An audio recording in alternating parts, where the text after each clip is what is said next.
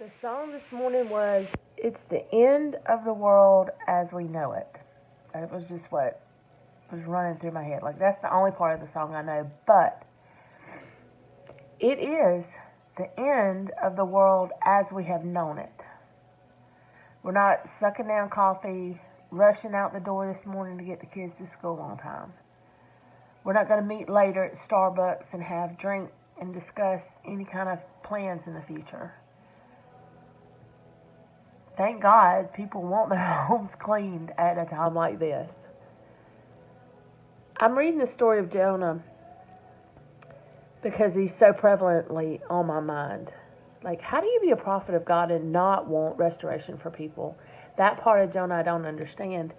But I'm sure that there's some self-righteous folks out there that are like kind of glad this stuff is happening so folks can get right.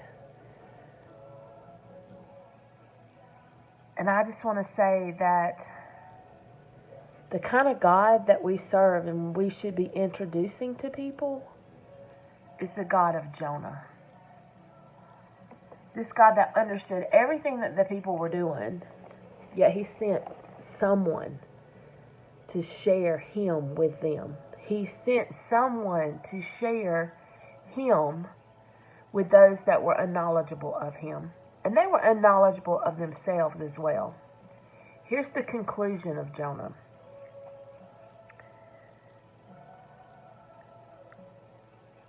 You're concerned over the castor bean plant, which cost you no effort.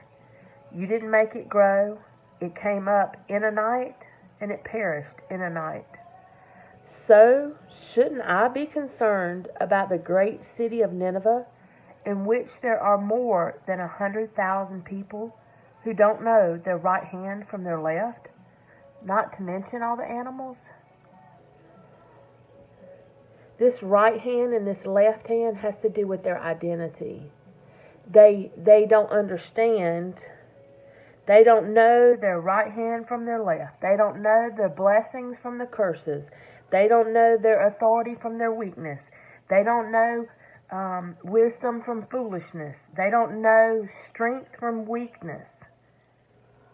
They don't understand place of honor or judgment.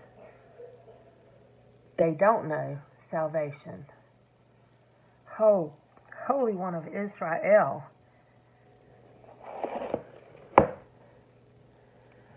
Again, let us be more than Jonahs in this time. The president has mandated that we can't meet in parties of 10 or greater. Or I might have not used the correct wording. It's been suggested. So let's have these home groups of 10. Let's get the max in the door of your home. Let it be the end of the world as we've known it. Only for a better world. A better place, a better community. I've seen some things this past week. There's been more of a knitting together of people around the same area. You got toilet paper? Yeah, I got some. I'm going to Lowe's. Can I get you something? Yeah, if you got some bleach. I need bottled water. You got bottled water? I'm going to the trash dump. You want me to take your trash dump? You want me to take your trash for you? There's been a more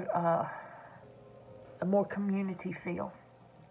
It ain't all bad, and it ain't the end of the world as we have known it is not such a bad thing. We serve a God that wants us to know Him above all things. So if this time can be used for us to minister to those who don't know Him like we know Him, let's invite them in. He'll make sure we got enough groceries on our table, and He makes sure we got enough TP for what falls after.